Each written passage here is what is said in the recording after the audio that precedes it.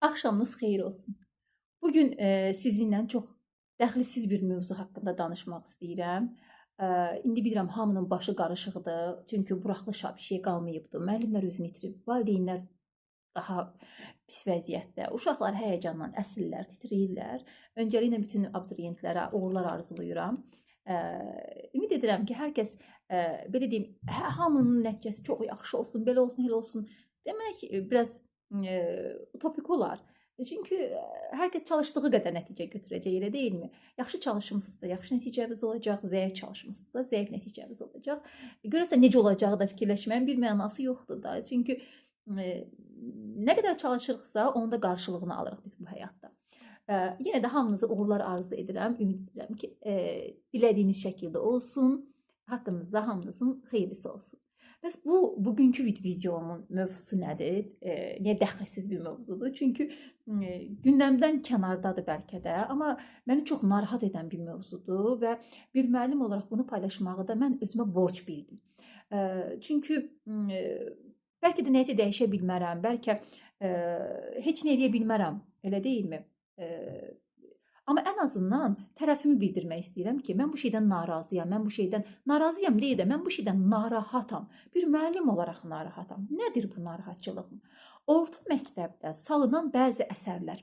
Baxın, mən bir tənqidçi deyiləm. Həddimə də deyil hansısa bir yazıçını tənqid edim, yazıçının əsərini tənqid edim. Burada məsələ bu deyil. Məsələ budur ki, o yaşda olan bir uşaq bu hekayəni bilməli idimi? Bu əfsanəni bilməyə gərəkli idimi? Yəni o hissəni bilməsə nə olacaq ki, nə əks edəcək? Məsələ budur. Bildiyiniz kimi, əgər evdə 6-cı sinifdə oxuyan övladlar olan valideynlər varsa, 6-cı sinif orta məktəb ədəbiyyat kitabı dəyişdirilibdir artıq. Düzdür, mən 6-cı siniflərə dərsə girmirəm, amma bir müəllim olaraq təbii ki, aldım, bir baxıram, nələr var, nələr yox, mövzulardan xəbərdar olum deyə, açığı özümü yetişdirmək adına deyirəm. Və ilk belə bir əfsanə gəldi bizim qarşımıza. Yeni salınan bir mövzudur. Su həsrəti mövzusu. Yəqin ki, müəllimlər bunu bu ilki 6-cı sinifə girən müəllimlər tədris eləyiblər. Məsələ nədir? İşğalçılar tərəfindən karvan gecə-gündüz təqib olunur. Bu karvanın içərisində bacı qardaş var. Bəli, burada ana ideya odur ki, mənə görə bacı qardaş arasındakı sevgi, onların bir-birlərinə necə sahib çıxmaları, qadının öz şərəf və ləyaqətini qorumaq üçün etdiyi, bunlar vurğulanan şeylərdir və çox da gözəl bura kimi gəlir. Əfsanə bitəndən sonra bəs sonundan 2 dənə şey veriblər, test veriblər bu şəkildə və birinci testdə bizdən doğru fikri istəyir və doğru fikir tamamilə başqa bir variantda çıxır. Burada bir sıxıntımız yoxdur. Lakin Y variantında belə bir cümlə qurulubdur. Deyir ki, susuzluğa tab gətirməyən ceyran özünə qəsd edir. Qəsd edir nədir? Niyə 6-cı sinifdə oxuyan bir uşaq kitabda bu cümləni görməlidir? Yəni, biz kitaba bir sözü, bir cümləni salırıqsa, uşağa aşıladığımız şey budur. Bu normal bir şeydir. Sən çətinə düşdünmü, bu şeyi eləyə bilərsən deməkdir. Yəni, aşılanan şey budur. Bu onsuz da doğru variant deyil. Onsuz uşaq bu cavabı seçməyəcək. Niyə mütləq şəkildə bu cümləni qoymaq məcburiyyətində hiss elədiniz özünüzü? Yəni, bu suallar hazırlananda redaktor heç mi baxmır, tərtibçi heç mi baxmır, korrektor, elmi korrektor heç mi baxmır, pedaqoq, yəni pedaqoq psixoloqlar mütləq şəkildə bilirsiniz ki, orta məktəb dərsliklərini təhlil etməlidirlər. Uşaq psixologiyasına uyğundurmu, doğrudurmu, yanlışdırmı? Həqiqətən burada bir problem görmədiniz siz. Yoxsa mənə mi anormal gəlir? Yəni, hər kəs üçün bu normal bir şeydir. 6-cı sinif uşağı variantın birində deyir ki, sonra özünə qəsd elədi. Nə üçün qəsd elədi? Susuzluğa tab gətirmədiyi üçün qəsd elədi. Deməli, uşağın beyninə nə gəlir burada şuuraltı? Mən bir çətinliyə düşdümmü, həmən bunu eləyə bilərəm. Çünki bu normaldır. Niyə normaldır ay oğlum? Niyə normaldır ay qızım? Müəllimə, çünki kitabda bu yazılıbdır. Kitabda yazılan şeylər mütləq şəkildə doğrudur. Dəyərli insanlar, uşaqların bir yaş dövrü var ki, həyatda gördüyü, yəni bir yerdə oxuduqları bir şeyi mütləq doğrudur qənaəti ilə oxuyurlar. Şəxsən mənim övladım televizorda hər hansı bir verilişə baxanda mən onlarla bərabər oturub baxıram. Kino, film, nədirsə, yəni işim gücümü qoyaram, oturub baxaram və Mənim uşağım elə bilir ki, mən baxıram və orada yanlış olan şeyləri də onlara deyirəm, "A, bax bunu doğru demədi, bu belədir." Və mənim qızım deyir ki, "Necə yəni doğru deyil?" Doğru deyilsə o televizorda onu niyə deyirlər? Yəni uşaq hələ dərk eləmir ki, televizorda olan bir şey belə yanlış ola bilər. Fikirləşir ki, əgər bu ictimaiyyət qarşısına çıxıbsa, bu mütləq doğru olmalıdır. Anlata bilirəmmi nə demək istədiyimi? Yəni vəziyyət bu qədər gərgindirsə, siz niyə bu cümləni bu kitaba qoyursunuz? Nə vacibdir axı? Keçdim burdan da. Növbəti bizim əfsanəmiz gəlir, Qanlı Daş. Bəli, Qanlı Daş əfsanəsi də vətənpərvərliyi vurğulayan çox gözəl əfsanələrdən biridir deyək. Əvvəlcə belə bir sual vermək istəyirəm. Bəyən bizim, hələ 1-ci Qarabağ müharibəsini də kənara qoyuram. Bəyən bizim 2-ci Qarabağ müharibəsində örnək alacağımız, nümunə götürəcəyimiz, vətənpərvərliyi qabarıq şəkildə vurğulanacaq azmı hadisələr baş verdi? Azmı qadınlarımız öz ləyaqət və şərəfini qorumaq üçün 1-ci Qarabağ müharibəsində nələr elədi? 2-ci Qarabağ müharibəsinin üstündən az qala 6 il keçibdi. Namus qeyrətini qoruyan, övladlarının şərəfi ilə, ləyaqəti ilə böyüdən analarımız, qadınlarımız, bacılarımız, nişanlı qızlarımız azdımı? Çoxmu vacib idi bu Qanlı Daşdakı o hadisəni oraya yazmağımız? Nə gərək var idi buna? Əfsanədə vətənpərvərlik ruhu aşılanır, gəlir və sonda belə bir şey keçir. Sona adlı bir obraz var. Bəs Dəmirdağın da nişanlısıdır. Düşməni öz arxasınca qanlı qayaya aparır və orada deyir ki, siz heç vaxt dünən olduğu kimi bax Dəmirdağın yeri o daşdan soruşun deyib özünü qayadan atdı. Niyə? Nə məqsədə? Bunu uşaq bilib nə olacaq, bilməyib nə olacaq? Qayadan atdı.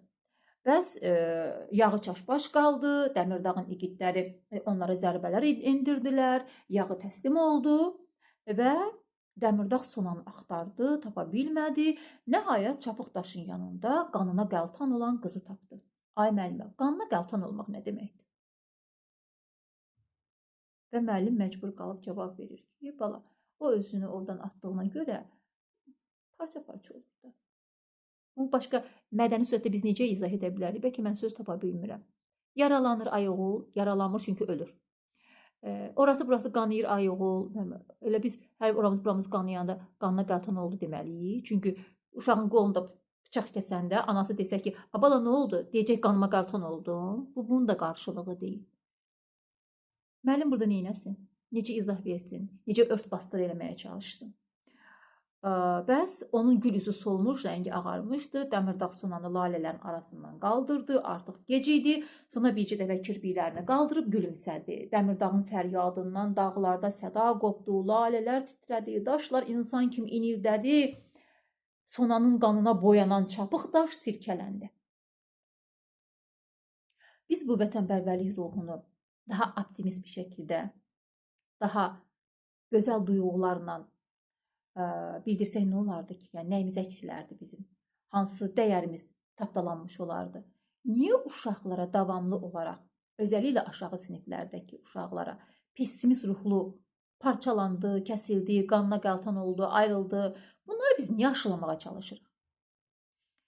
Sonra 10-cu sinif şagirdlərini 10 sinif məktəbdə bilirsiniz ki, Füzuli Leyli Məcnun əsərini salıblar. Kitabda bir parçası verilsə də maşallah qəbul imtahanına hamısı gəlir. Mənim həddimə deyil Füzulini təhlil etmək, mənim həddimə deyil əsəri necəliyini izah etmək. Məsələ bu deyil. Məsələ budur ki, orada bir hissə var ki, Leyli ilə Məcnunun eşqi dildən dilə düşür və anası onu çağırır, deyir ki, qızım, bu nədir, sən bizi biabır edirsən, yaxşı adını yaman edirsən, qızlıq adına layiqdirmi bu?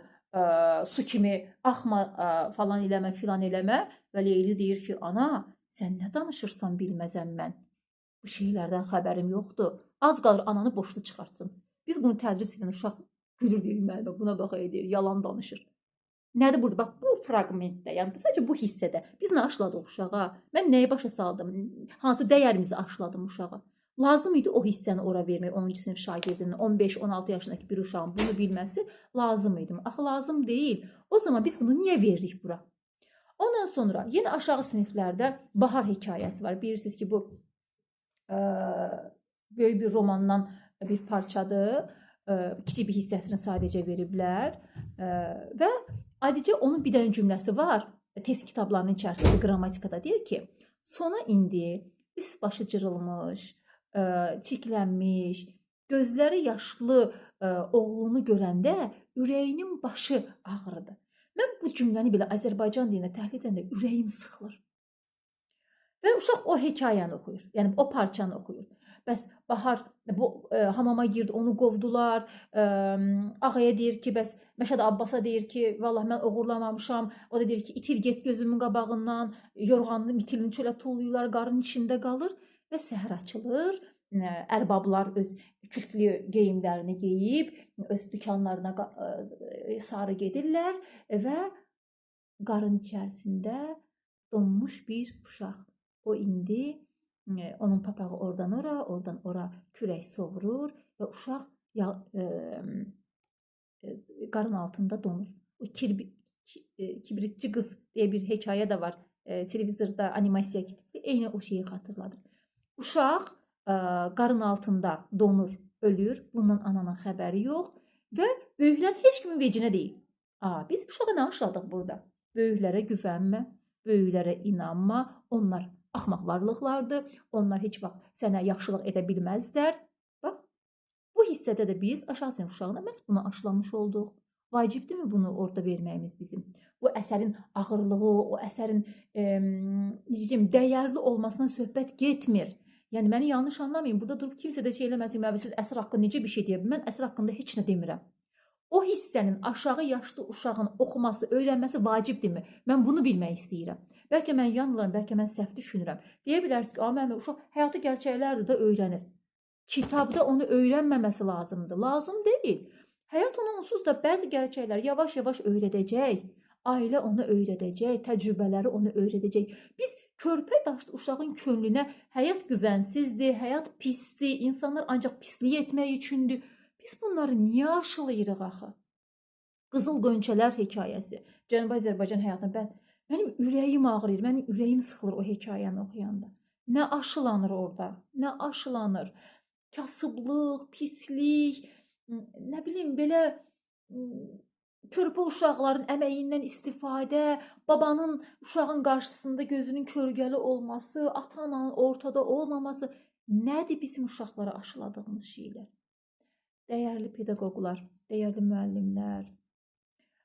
Mən açığı nə deyəcəyimi bilmirəm. Sadəcə fikirlərimi paylaşmaq istədim ki, mən bu gedişatdan çox narahatam və mənə görə bu cür əsərlər aşağı siniflərə salınmamalıdır. Gözəl ədəbiyyatımız var.